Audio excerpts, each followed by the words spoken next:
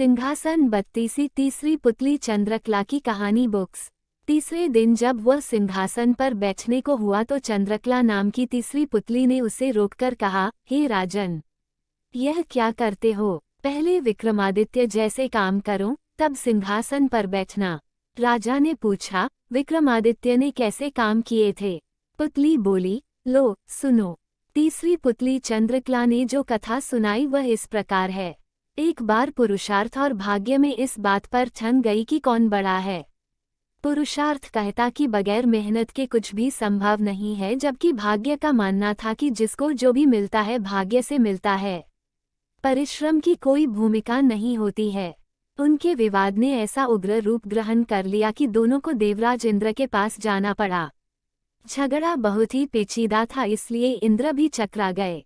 पुरुषार्थ को वे नहीं मानते जिन्हें भाग्य से ही सब कुछ प्राप्त हो चुका था। दूसरी तरफ अगर भाग्य को बड़ा बताते तो पुरुषार्थ उनका उदाहरण प्रस्तुत करता जिन्होंने मेहनत से सब कुछ अर्जित किया था। इंद्र असमंजस में पड़ गए और किसी निष्कर्ष पर नहीं पहुंचे। काफी सोचने के बाद उन्हें विक्रमादित्य की याद आई। उन्हें लगा सारे विश्व में इस झगड़े का समाधान सिर्फ वही कर सकते हैं। उन्होंने पुरुषार्थ और भाग्य को विक्रमादित्य के पास जाने के लिए कहा। पुरुषार्थ और भाग्य मानव वेश में विक्रमादित्य के पास चल पड़े। विक्रमादित्य को भी झगड़े का तुरंत कोई समाधान नहीं सूझा। उन्होंने दोनों से 6 महीने बाद आने को कहा। जब वे चले गए तो विक्रमादित्य ने काफी सोचा। समाधान के लिए वे सामान्य जनता के बीच वेश बदलकर घूमने लगे। काफी घूमने के बाद भी जब कोई संतोषजनक हल नहीं खोज पाए तो दूसरे राज्यों में भी घूमने का निर्णय किया। काफी भटकने के बाद भी जब कोई समाधान नहीं निकला तो उन्होंने एक व्यापारी के यहाँ नौकरी कर ली। व्यापारी ने उन्हें नौकरी उनके यह कहने पर दी कि जो काम दूसरे नहीं कर सकते हैं वे कर देंगे। कुछ दिनों बाद वह व्यापारी जहाज पर अपना माल लादकर दूसरे देशों में व्यापार करने के लिए समुद्री रास्ते से चल पड़ा। अन्य नौकरों के अलावा उसके साथ विक्रमादित्य भी थे। जहाज कुछ ही दूर गया होगा कि भयानक तूफान आ गया। जहाज पर सवार लोगों में भय और हताशा की लहर दौड़ गई। किसी तरह जहाज एक टापू के पास आया और वहां लंगर डाल दिया गया। जब तूफान समाप्त हुआ तो लंगर उठाया जाने लगा, मगर लंगर किसी के उठाए न उठा। अब व्यापारी को याद आया कि विक्रमादित्य ने यह कहकर नौकरी ली थी कि जो कोई न कर सकेगा वे कर देंगे। उसने विक्रम से लंगर उठाने को कहा। लंगर उनसे आसानी से उठ गया। लंगर उठते ही जहाज तेज गति से बढ़ गया, लेकिन टापू पर विक्रमादित्य छूट गए। उनकी समझ में नहीं आया क्या किया जाए। द्वीप पर घूमने फिरने चल पड़े। नगर के द्वार पर एक पट्टिका टंगी थी जिस पर लिखा था कि वहां की राजकुमारी का विवाह पराक्रमी विक्रमादित्य से ही होगा। वे चलते चलते महल तक पहुंचे। राजकुमारी उनका परिचय पाकर खुश हुई और दोनों का विवाह हो गया। कुछ समय बाद वे कुछ सेवकों को साथ ले अपने राज्य की ओर चल पड़े।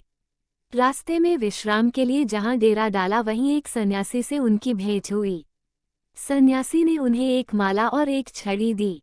उस माला की 2 विशेषताएं थीं। उसे पहनने वाला अदृश्य होकर सब कुछ देख सकता था तथा गले में माला रहने पर उसका हर कार्य सिद्ध हो जाता। छड़ी से उसका मालिक सोने के पूर्व कोई भी आभूषण मांग सकता था। सन्यासी को धन्यवाद देकर विक्रमादित्य अपने राज्य लौटे।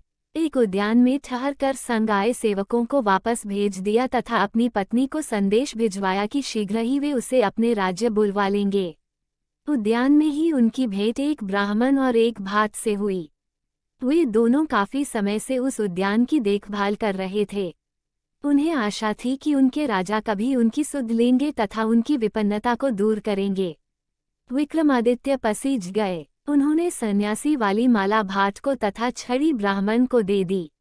ऐसी अमूल्य चीजें पाकर दोनों धन्य हुए और विक्रम का गुणगान करते हुए चले गए।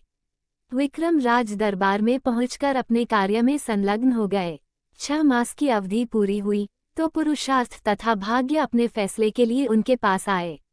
विक्रमादित्य ने फैसला दिया कि भाग्य और पुरुषार्थ एक दूसरे के पूरक हैं।